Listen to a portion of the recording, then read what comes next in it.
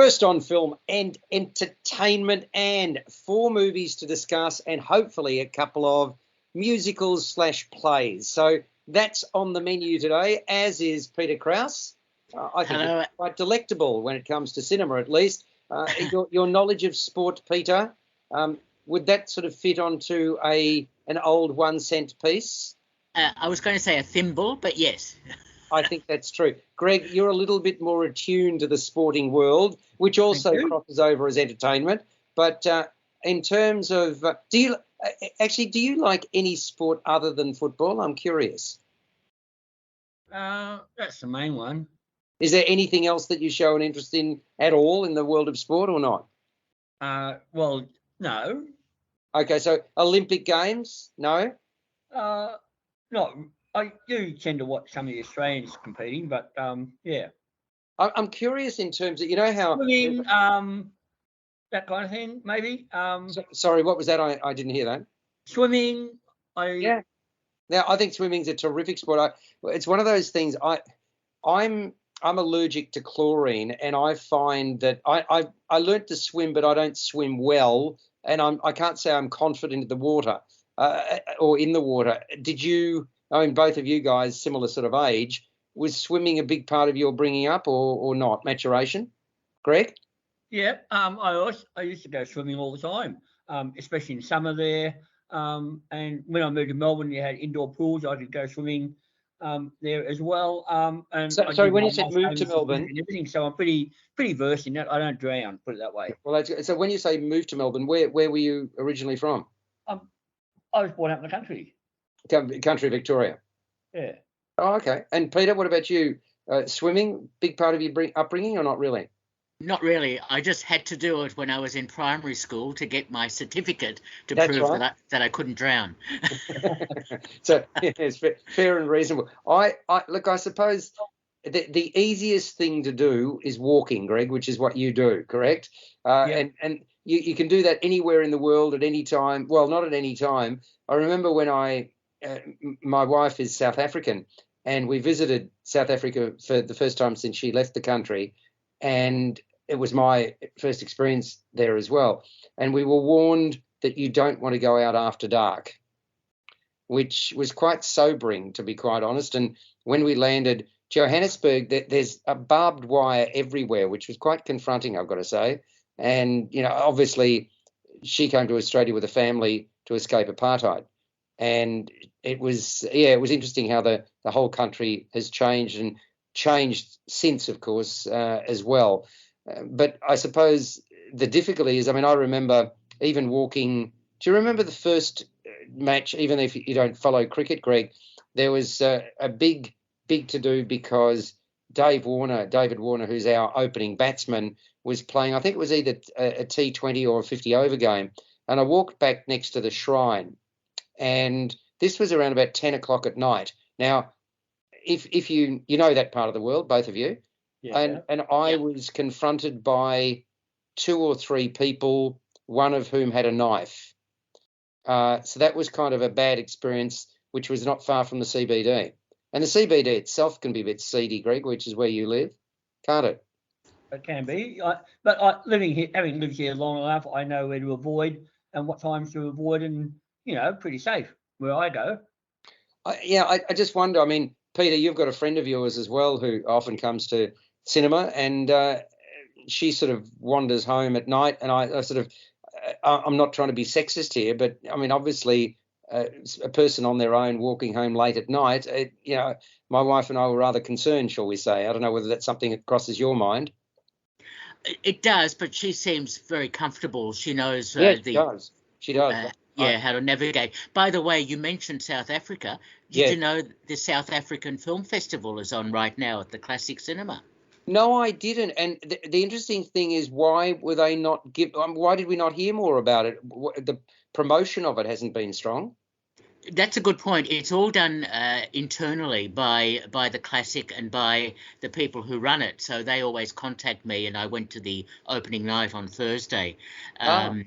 Which was a documentary on Lady Smith Mombasa, I think it's called.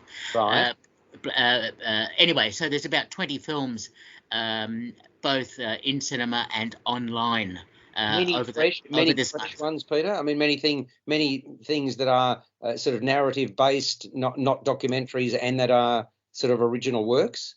There are a number of recent films, documentaries, of course, but also some feature films, including one I've seen, The Fragile King, about a grandson relationship in South Africa. Very good film. Anyway, so that's on now. That's good.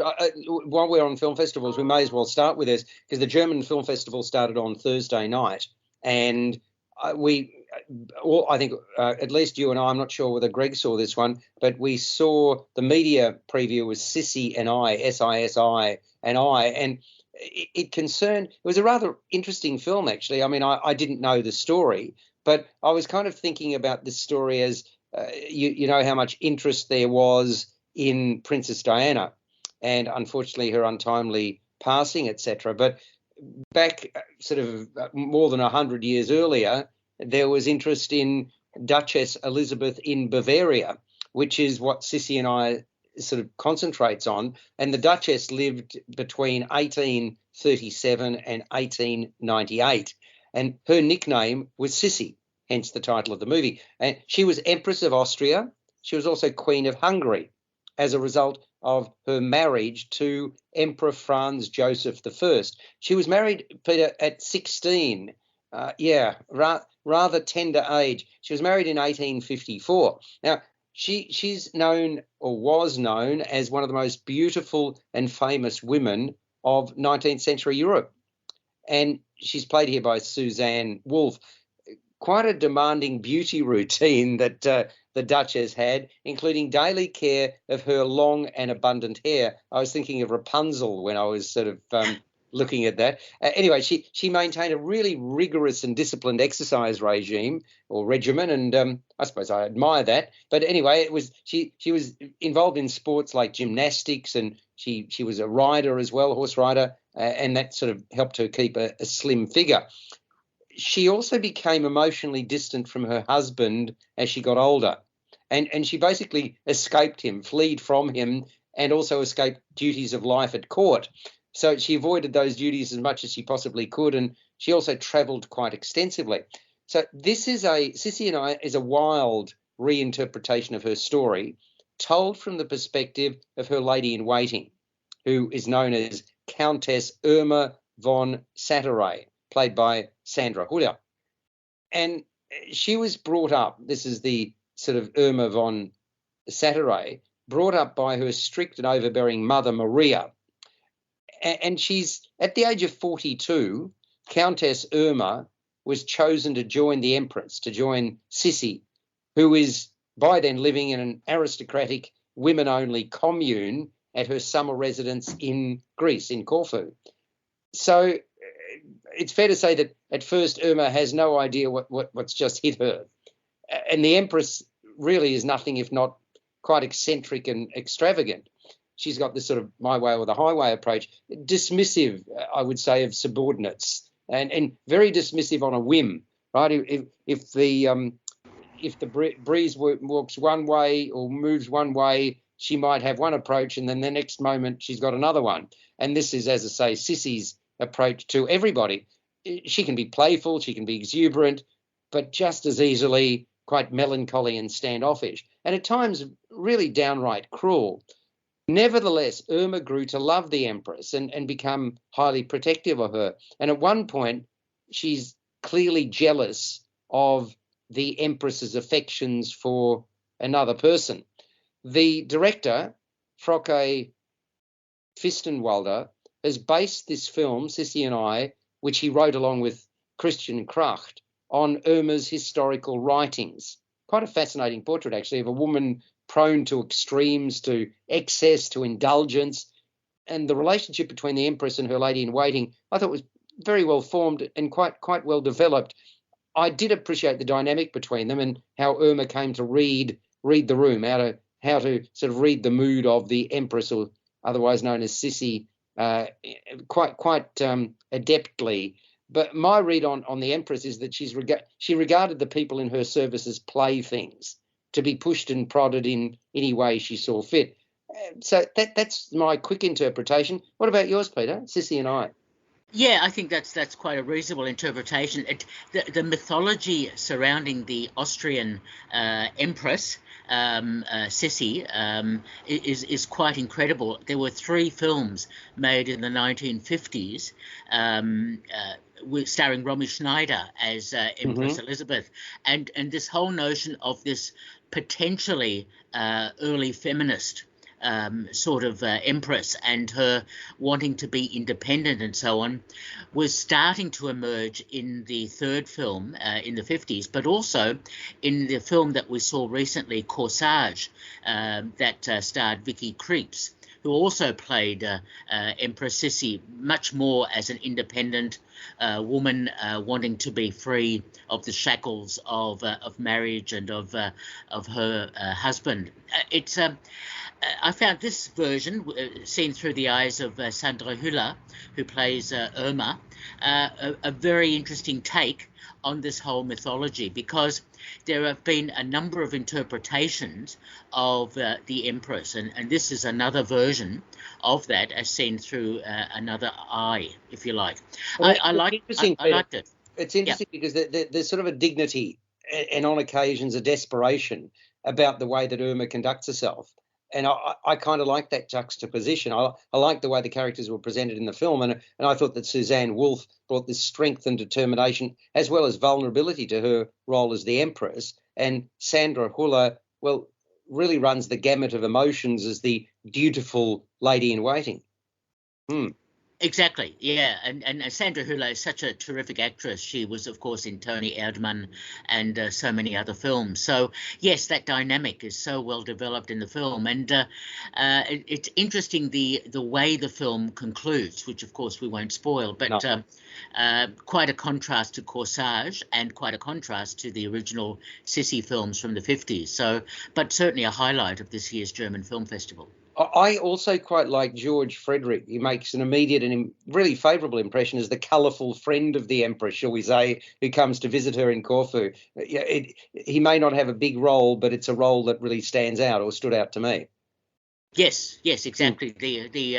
And it's also nice to see Angela Winkler, the veteran German actress, playing a small but key role later in the film. It's a really well cast and well acted film.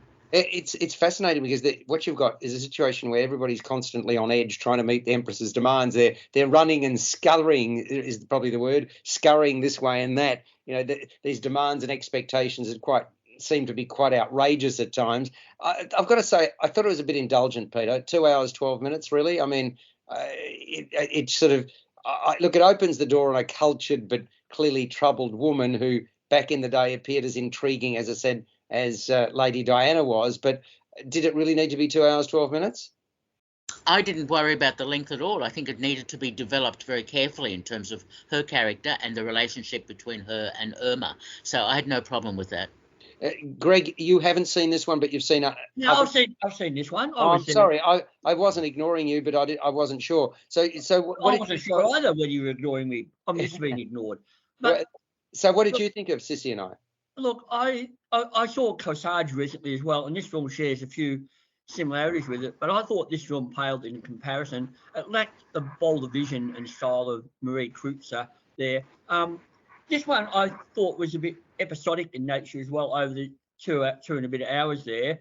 But it's got that modern sensibility here, which Peter alluded to as well. Elizabeth is shown as a radical woman with a modern sensibility, but she's also shown as a flawed person, vain and capricious. But I thought Sandra Hüller did a good job of conveying this complex character there. It's beautifully shot. It's got great costumes and production design there, and some evocative image from the cinematographer there. But I thought it lacked any real depth or insight into the characters. As I said, a little bit episodic in nature. And I found over 2 hours, it was a little bit uneven and dragged at times there. Two strong central performances there. Obviously, Wolf had a lot of fun playing her. Sissy, yeah, you could tell you. And that's to her credit. That's to her credit, the way that there was a sort of almost lilt in her step at times, and I thought that worked very well. Yeah. But what would you give it out of 10, Greg? Probably 5. Really? a bare pass. Okay, Sissy and I think, Peter, you and I are going to do better than that. What have you given it? I should mention Corsage was set during her 40th birthday and that time period, whereas Sissy and I is much more developed over a longer period. But anyway, I really liked it. I think the characters were well developed and well acted. 8 out of 10 from me. Wow. Okay, yeah, I'm giving it a 7. So, I thought it was a worthy film. It's not going to be everybody's cup of tea, but it's and the German Film Festival has got some. Greg, you've seen others, and Peter, have you seen others already within the festival? Not yet. I wasn't invited to opening night. I've seen I saw the opening night film, 1,000 Lies. And now, don't tell us. I want to see that, so we'll perhaps discuss it later. Is it a worthwhile film? Is what I'll ask you about it. Yeah, it's an interesting idea. It's tapping into all that stuff about ethics of journalism and everything. And it reminded me a little bit of that 2003 drama Shattered Glass that starred Hayden Christensen as a journalist who fabricated his stories. So yeah, interesting story. Doesn't quite hang together completely, but yeah, it's an interesting story and sort of very timely and relevant. What just give us a score out of 10? What would you have given it? I'd probably give it 6.5 to 7. Okay, all right, so it's a decent sort of film. You are on J-Air, 88 FM, and one thing I should mention that, folks, it'd be really nice because we're a community radio station and you can become a member. It's $54 a year, that's it, $54, and that supports the radio station, keeps us on air, and we are, a proud station, but we do need public support. That's the way that every community radio station works. So if you don't mind, if you can sort of find a bit of spare change, shall we say? I know times are tough, but $54. All you need to do is you get onto j-air.com.au, j-air.com.au. You follow the links, and Bob's your uncle, or what's the equivalent female expression? We need to be gender neutral when we're talking these days. So yeah, but why not support us if you can? If you feel like we're worthy of your support, then go for it. Now, instead of Bob's your uncle, how about Roberta's your aunt? Doesn't kind of, maybe we need a new expression for this politically correct society in which we work. Talking about politically correct, I suppose that's a prompt for me to talk about polite society. I hardly think we live in polite society, but there we go. And this film isn't totally polite, but the name of it, that's it. M-rated, 104 minutes. It's what I'd call a disruptive cultural comedy, Greg. Is that fair enough? Yeah, crosses Bollywood with a Gerol English comedy, and action movie and coming of age story and rom-com.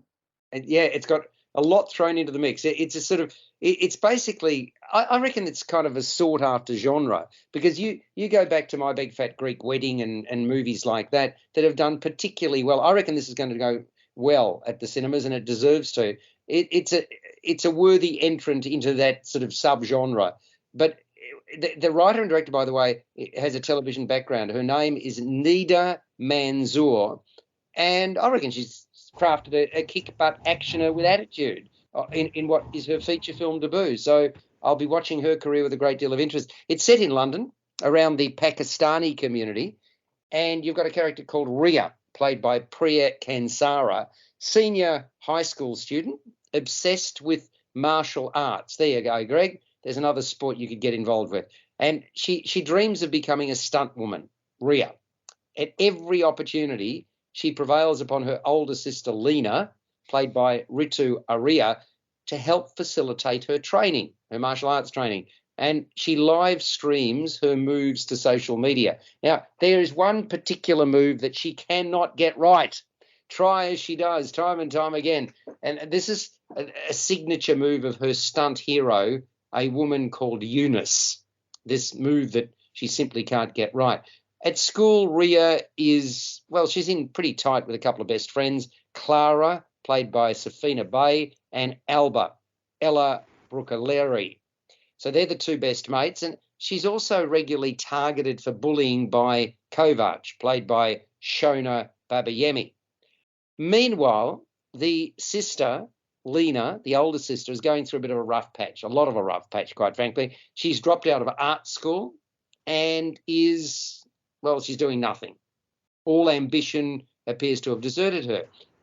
The family's from working class stock. Unexpectedly then, the girls and their parents, Fatima, played by Shobu Kapoor, and Raf, Jeff Mirza, are invited to a high society event. This happens because basically the mother is in a bit of a women's group, shall we say, and they go out for sort of lunches, and yeah, the invite comes along. And the overtures come from Fatima's smarmy, I should say, affluent friend called Rahila, played by Nimra Buka. Rahila has a handsome and talented son called Salim, played by Akshay Khanna. He's a doctor who really can seemingly have any woman he wants. But he targets Lena, quickly turns her head. Problem is that the younger sister Ria doesn't buy it, especially not when it results in preparations for what becomes an arranged marriage. And in Lena's best interest, in the interests of her older sister, even though she encounters fierce opposition, Ria will do anything and everything to sabotage the union. That's what it's all about. I found it heaps of fun. You and I, Peter, saw it at the opening of the what film festival? Fantastic Film Festival. Exactly. Good name for a film festival. The alliteration works too. And mind you, we did see a short called Gnomes, which I can never get out of my head. If you ever get a chance to, you are never going to see Gnomes in the same light if you ever get to see the short. Is that correct, Peter? It is a wonderful film. Oh my God! Nothing like ingesting some gnomes. I think you've got to take a Bex and a lie down if you see Gnomes. And when you say it's a wonderful film, my wife was ready to run, kicking and screaming from the cinema. But there we go. It is quite something. Anyway, we're not on about gnomes. We're on about polite society. Heaps of fun, and as I said, no doubt it's going to resonate with an appreciative audience. And I got to say, Greg, Priya Kansara, what a find in the lead role. Fierce and funny, and those expressions of hers, those big round eyes, I give her extra gravitas. Did you like her? Yeah, and I thought she acquitted herself well in a very physical role as well. Very good, well, in the role there. But this is a sort of unique film, it stands out when you've got lots of remakes, reboots, sequels, and superhero movies in the cinema. So it's nice to come across something at least a little bit different and original there. But it's a lot of fun, as you said, Alex. I liked Ria's two sidekicks at school. I thought they were a bit funny, especially in the element, those scenes where they're trying to find the dirt on Salim there. And I liked the mother, the manipulative mother there. She was great. Nimra Busha, I thought she was really good there. And she relishes the role, and she chews the scenery at every opportunity as the malevolent matriarch there. Really well done. I thought there was some great fight choreography here as well. Spectacular costumes. The music was good. It looked really good, and it carries a strong feminist message as well, dealing with themes of family, sisterhood, culture, tradition. I like this a lot. I also like Rita Aria. She has a moment as this older sister. She goes from deadbeat to deluded, doesn't she, really? She does, yeah. As it's the centre of the film, though, I thought. Oh, yeah. I mean, look, I really also liked the sort of the characterization, not only of the you've got a lot of really strong characters. You've already mentioned Nimra Buka, but I also liked Shobu Kapoor as the mother of the two girls. I thought she just sort of, she has something about her characterization. She plays it straight but comedically, and it works. It really works very, very well, doesn't it? Yeah, and I like Jeff Mirza as the father too. It's a familiar role to him because he played the father in Blinded by the Light as well. So it's a familiar role for him, but I thought he brought a lot to the role as well. Yeah, that was great. And look, the many standout features in this. As far as I'm concerned, you've already mentioned the sort of villainous cartoon-like persona of Nimra Buka. I thought the production design, Simon Walker's production design, was very strong, and Ashley Connor's cinematography was worth a mention. Really quite a lot of wonderful, colourful scenes shot around the imminent wedding that takes place, and that's where the best of Bollywood sort of comes to mind. And I just thought the costume design by P.C. Williams and the music from Tom Howe and Shez Manzoor, they also hit the mark. What did you think of it, Peter? I really enjoyed it as a cultural satire, especially revealing a lot about Pakistani culture, and also as a very strong feminist-oriented film, including from the director and writer and lead actors and so on. I think it worked extremely well. I loved the idea that the younger woman wanted to be a stunt woman and was rehearsing and trying to be that, and noticing that there were some occasions when there was a crouching tiger, hidden dragon situation where they were flying through the air with the martial arts kicks and all that sort of thing. Look, this is a very clever and amusing portrait of how cultures can work together very well in British society, and it really is very funny in many respects. The cartoonish villain as the mother, I thought, was actually very well presented, and yes, I didn't find it so much a Bollywood type film, but more of that cultural satire and of looking at more of those But martial. the wedding scene was certainly a Bollywood type situation. A little bit, yeah. But the martial arts perspective and the idea of women being powerful and seeking revenge when they are treated badly, I think was very well developed indeed. I agree. I mean, look, there's an inherent silliness about it, but there's also joy in the scheming that forms a large part of the plot, and no getting away from the fact that this is a film that's got sass and bite, and it's joyful in that regard. And I reckon I suppose I'd call it a lose yourself in the moment crowd pleaser. There's going to be a lot of people who enjoy this, so I hope it does well. It is called Polite Society. It's 104 minutes. It's rated M. Your score out of 10, Peter? Loved it. Even the ironic title is amusing.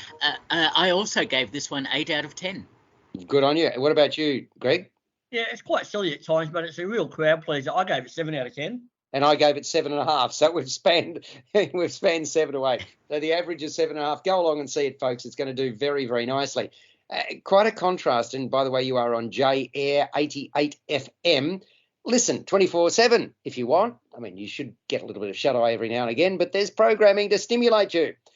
The Inspection.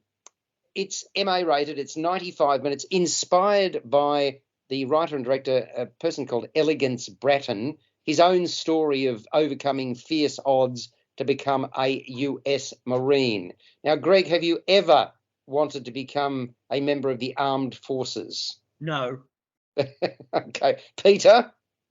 Definitely not. I have to say that very proud of my son-in-law. He actually fought for Australia in Afghanistan, and he's now a policeman. So, he's been serving this country from the age of 18. So, some people are destined to do that sort of thing. Anyway, we get off the path of the Inspection, but we're talking about New Jersey. I think it's 2005, isn't it? Yes. 2005. And you've got 25-year-old Ellis French, played by Jeremy Pope, leading a threadbare existence. And he's estranged from his mum, Inez, played by Gabrielle Union. He's been on his own since the age of 16. The one thing he actually wants to do is to make her proud. He's down and out, though. Things really haven't gone well, and he determines that he's going to sign on to become a Marine. Problem is that boot camp is hardly what he counted on. Of course, it's tough on all new recruits who have to meet harsh requirements, in this case of a very rough taskmaster, a Desert Storm veteran called Laws, played by Bokeem Woodbine. But this man, Ellis French, is especially singled out. And I should say at this point, openly gay men are not allowed in the armed services. So they keep quiet about their sexuality when they enlist.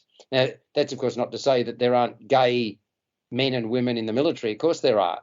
But what's that expression? If you don't say anything... Don't ask, don't tell. Don't ask, don't tell. Thank you, Greg. Yeah. So, but after Laws and the squadron leader, Harvey, played by McCall Lombardi, discover that French is, in fact, gay, they give him hell.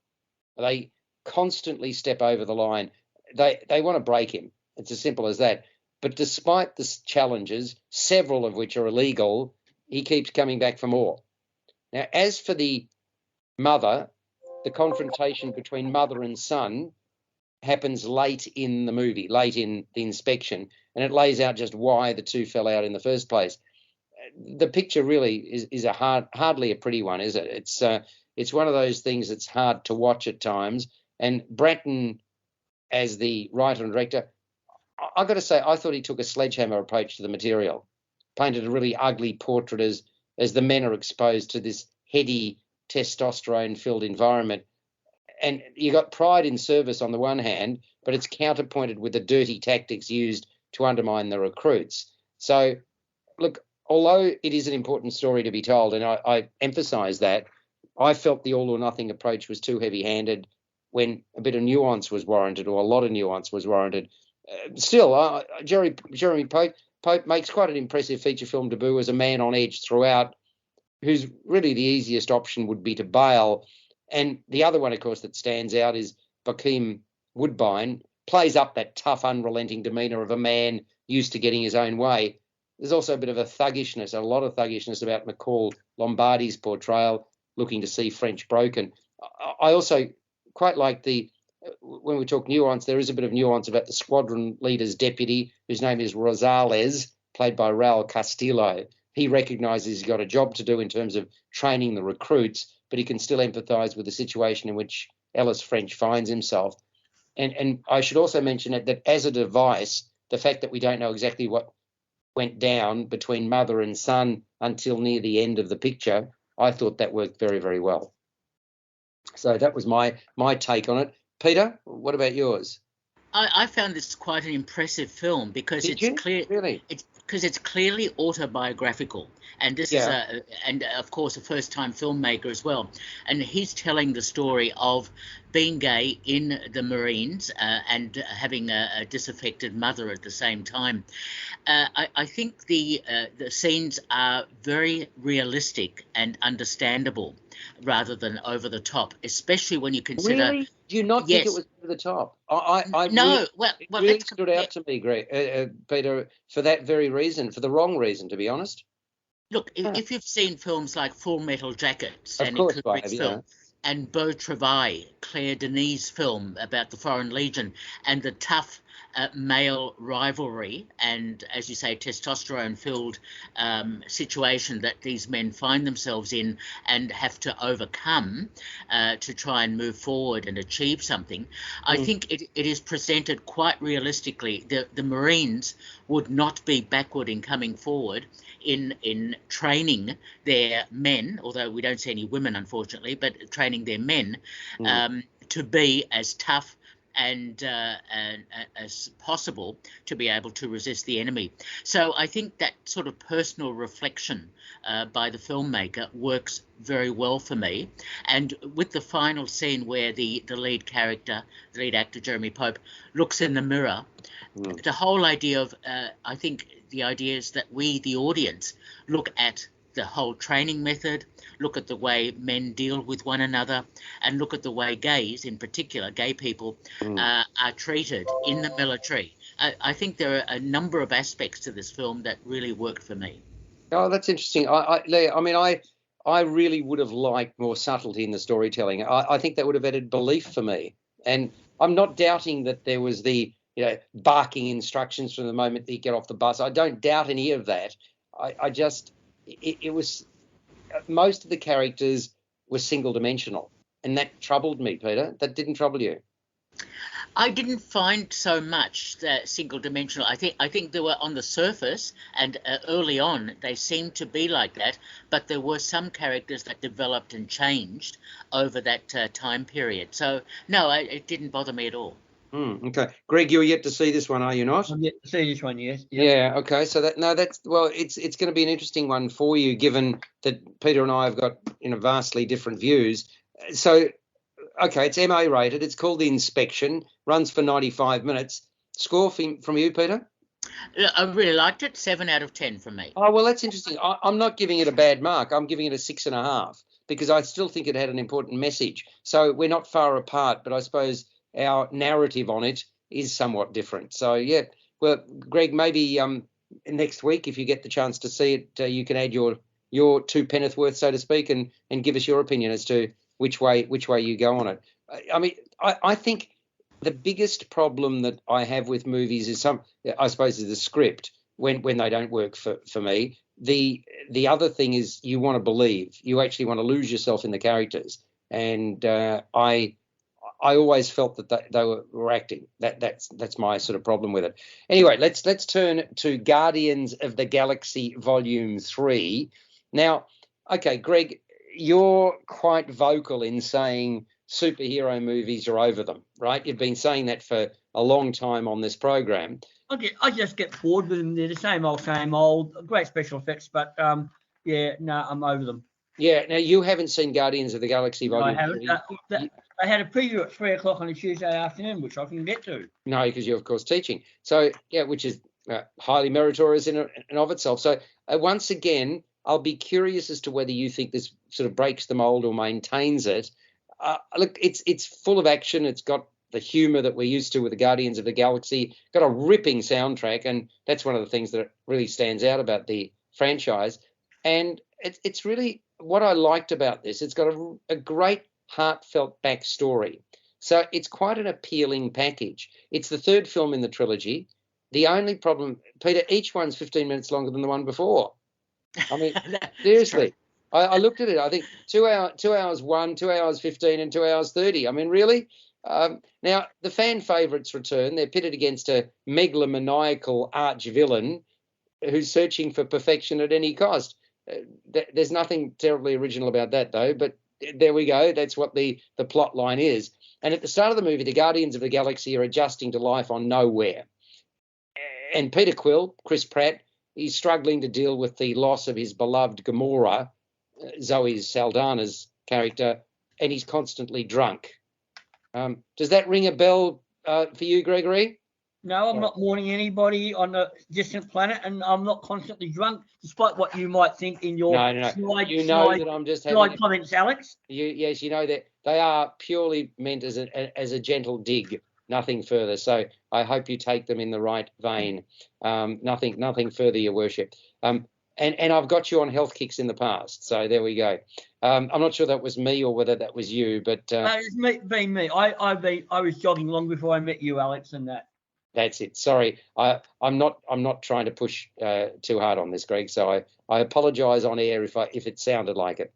Then out of the blue, this colony is attacked by Adam Warlock, played by Will Poulter, who's this powerful artificial being This is sort of AI related again, I've got to say to you. And AI is scary, is it not, Peter? I mean, the prospect for AI, if it's used for good, I think it's going to be brilliant. But the counter is rather scary. Do you agree? Look, I agree. When it becomes humanistic, like it does in Ex Machina and other films, that's when it becomes scary. Well, also, Greg, it's always been scary in movies, even as far back as 2001: A Space Odyssey. Yes. Demon Seed and Skynet and the Terminator movies. The Terminator movies are what scary. Terminator 2 was. What a brilliant film. Most people who've seen Terminator 2 are blown away by it. And all these years later, I think, anyway, that it's one of those films. Having said that, let's get back to Guardians of the Galaxy Volume 3. So you've got the colony being attacked by Adam Warlock, and the whole idea is that they're out to destroy the Guardians. And this guy wreaks havoc, almost claims the life of Rocket, because this film is all about Rocket, voiced by Brad Cooper. His only hope for survival rests on the Guardians infiltrating the lair of a character known as the High Evolutionary. And I'm going to mispronounce his name, so I apologise. Chukwudi Iwuji. That's the best I can do. Chukwudi Iwuji plays the High Evolutionary. He's a sociopath, Peter, isn't he? Looking to create a perfect race of highly evolved and intelligent beings, in a nutshell. And his grotesque experiments, because he experiments very, very liberally, expose Rocket's heart-wrenching backstory. So at the same time, an old flame steps back into Quill's life, but she no longer recognises him. She seems quite cold and distant, quite calculating as well. Internally, because you got the future of the galaxy at stake, the Guardians continue to snipe amongst themselves. I mean, that's been a constant through the 3 chapters, shall we say. Nebula, played by Karen Gillan, Gamora's adoptive sister, is hard-nosed and anything but sentimental. Mantis, Pom Clementieff, who's Quill's half-sister, is adept at using her empathetic powers to try to strike an accord. And you got to say a high intelligent quotient isn't high on Drax the Destroyer, Dave Bautista's agenda. He just wants to use his muscle, but he's always fiercely loyal to Peter Quill. Then you've got Groot, the Vin Diesel persona, who is always ready to, shall we say, branch out. Greg, can I use a dad joke? When trouble looms. So you can use it. I haven't got a copyright on it. James Gunn, well, he's at the head of the franchise. He's been doing it. When did it start? Quite more than a decade ago, and again proves that he's good at doing this sort of stuff.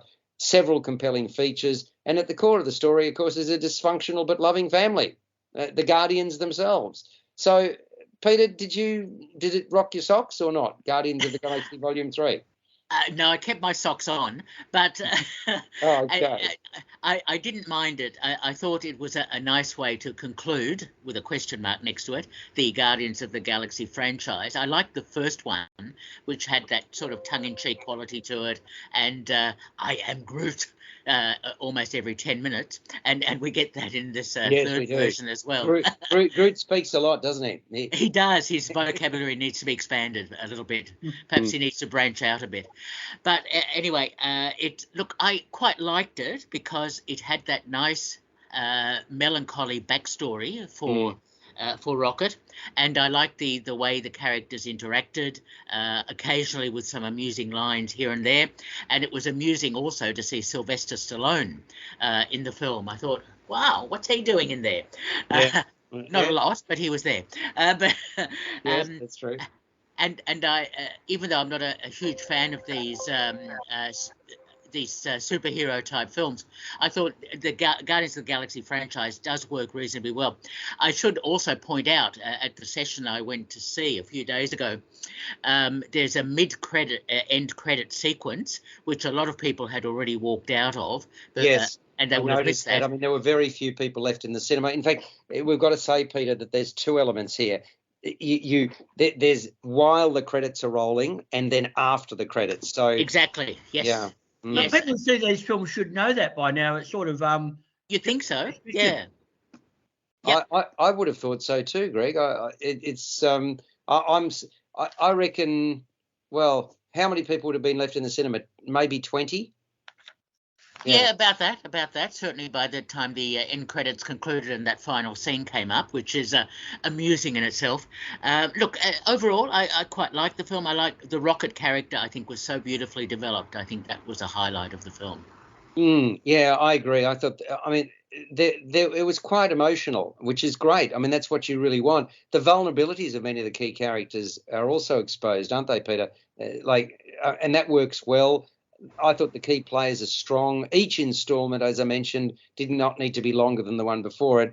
And I've got to say, at 2.5 hours, it did feel a bit strung out. The music choices, though, aren't they masterful? They do that so darn well, Pete, don't they? Absolutely. The music is terrific, and the way they feed off the scenes that they are based on, it works extremely well. And I must admit, the CGI was absolutely incredible, yes. Especially the multitude of animals and other characters that were emerging in the film. Yeah, look, the numbers had me up and about, and the humour, well, for the most part, it's quite corny, let's be honest, but very much in keeping with what we've come to expect from the Guardians. It's a pair of safe hands, that's how I describe it. There's another element here which I think is interesting. If you haven't seen the other 2, the question is, can you go along and see this and enjoy it? Absolutely. You can pick up the threads. Of course, it would help if you know the characters, but I reckon you could. What do you think, Peter? I agree. You can easily pick up the story without having seen the other 2 episodes. Yeah. So, I mean, look, a few reservations, but generally speaking, by and large, I reckon it hits the mark, and it's a film worth seeing. And just be prepared to give up 2.5 hours of your life. It's rated M. It's called Guardians of the Galaxy Volume 3. And even though this trilogy has ended, there's reference to what happens next, correct? At the end of the film. So exactly. That's why I said question mark about the ending. yeah, very good. Yes. Well, if it's a money-making machine, Hollywood is not known to suddenly drop the bundle. So no pun intended. Score out of 10, Peter? I gave it a solid 6 out of 10. Solid 6. Okay. I'm not sure that there is such a thing.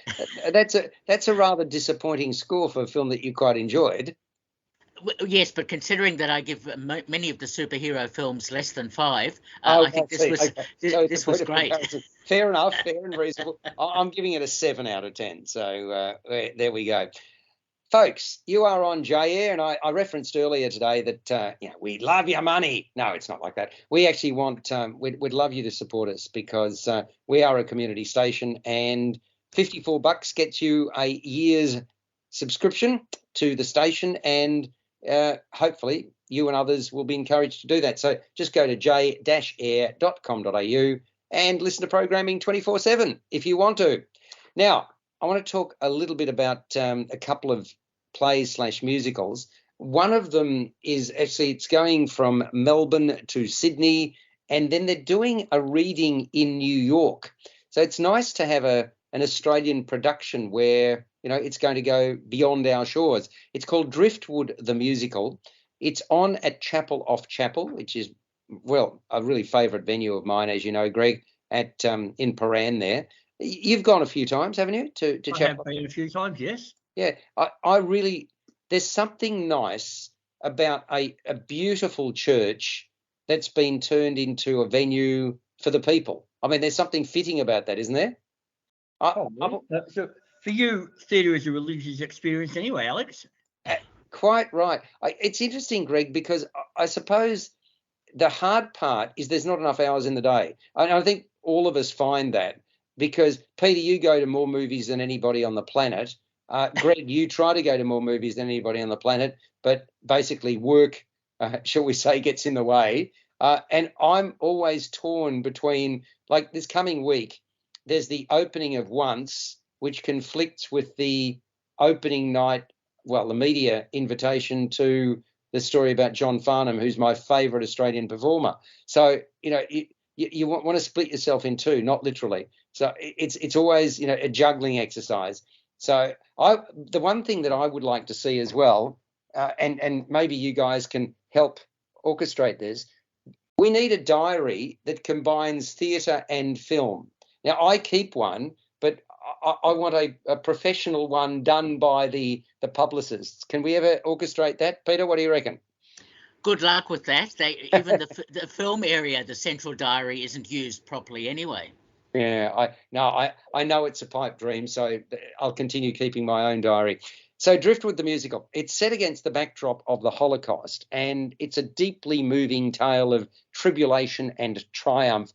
The starting point for the creator, Tanya de Jong, basically, she's an AM, I should say. It's her mother, Eva de Jong Duldig's memoir that was written in 2017 and is called Driftwood, Escape and Survival Through Art. And what you've got here is a musical that focuses on the true story of Eva's mother, that's Tanya's grandmother, whose name was Slava Horowitz Duldig. Slava Horowitz Duldig. You got the Horowitz and you got the Duldig families. They moved from Poland to Vienna before the start of the First World War. Slava, played by Tanya de Jong, who lived with and was very close to her sister Rella, Michaela Berger, married Karl Anton Berezin. So once again, Slava married Karl, and Slava and her sister Rella are very, very close. So both husband and wife, Slava and Karl, were artists, and Rella was an actress. Now, Slava had a brilliant idea to create and patent, and this actually happens, yes, indeed, true story, the foldable umbrella. What a great invention, eh? Foldable umbrella. So you see how that goes down within the musical. So this is a woman who Slava really appreciated fine design, filled their home with practical and beautiful furniture. The rise of Hitler, though, with the jackboots coming, their lives and those of their extended families were in peril. Slava and Carl's daughter, Eva, played by Bridget Costello, acts as the narrator to Driftwood, the musical. And events start to unfold as Eva celebrates her 18th birthday. All her life, she's noted an unexplained sadness, a secretiveness about her parents. And then her father gifts her a treasure trove of documents, of letters, of photos, and more than that, right? And that explains why the sadness, why the secretive nature. Also among the 5 performers is Nelson Gardner, who has, among other roles, well, he's cast as Carl's brother Ignaz and Rella's husband Marcel. You think about it. So many families were torn asunder or destroyed by the Nazis. Accordingly, this personal story cuts to the quick. But it also is one of hope and inspiration. The playwright is Jane Bodie, while the score by Anthony Barnhill has been influenced by the music of the era and also by Jewish melodies. There's a great deal to Driftwood, the musical, so much in the lives of the protagonists. The first act, that establishes the relationships, but I found the second particularly impactful because the revelations just keep on coming. Tears, they were rolling down my cheeks. The pick of the performers to me, Michaela Berger, she's got a real richness of tone, and that's matched by her authenticity, which is what we talked about, Peter, with regards to what I don't like. When I don't like a movie, often it's because I don't have the belief that I want to have. So that's really important here. Tanya de Jong, she's an opera singer, and this operatic excellence is really noteworthy throughout. Anton Berezin is this constant and assured presence. He's very much a safe pair of hands. And Bridget Costello, she's got this really sweet, rounded voice, beautiful vocals, very much ear-pleasing. Nelson Gardner, jack of all trades, assuming numerous personas, and accordingly, he adopts several accents. The sets and props, the set designer is Jacob Batista, highly evocative. The furniture, the furnishings, along with personal items, establish the time frame. And I really like this element that I'm about to share with you. A large, jagged, parchment-like screen above the stage, a really fine showcase for visuals. Then you've got sound and lighting design. Yes, they enhance the experience. And a 3-piece band comprised of piano, violin, and cello.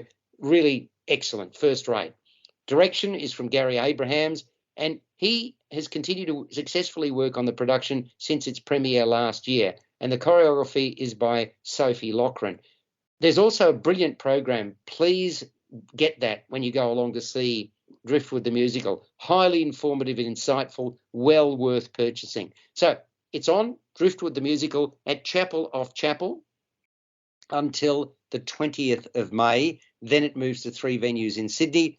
And if you're interested in buying tickets, it's pretty easy. Just go to driftwoodthemusical.com.au.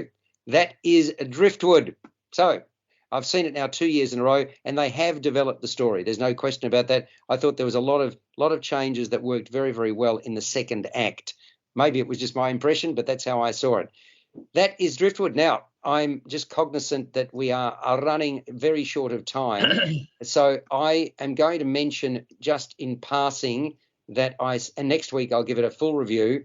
Happy Days is on Melbourne Theatre Company production, which I saw on Friday night at South Bank Theatre, the Sumner. This is the Irish playwright Samuel Beckett's one. It's considered to be a masterwork, and the Independent in Britain called it one of the 40 best plays of all time. It's on at South Bank Theatre, the Sumner, until the 10th of June, directed by Petra Kaliv and starring Judith Lucy. Wow, great performance by her, and also Hayden Spencer. I'll talk more about it next week. Peter, thank you for your participation. Pleasure. And Greg, likewise, a pleasure to have you with us. Thank you. Good on you. We'll catch you next week on First on Film and Entertainment.